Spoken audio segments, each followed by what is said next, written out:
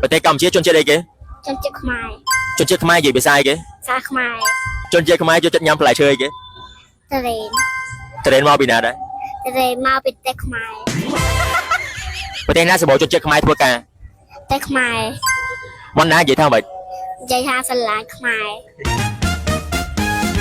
ចុះណៃហងៃកូនកាត់សាយគេ xa mài និយាយភាសាអីគេដែរ xa mài ចុះរៀនភាសាអីដែរ xa mài ខ្មែររហូតហ្មង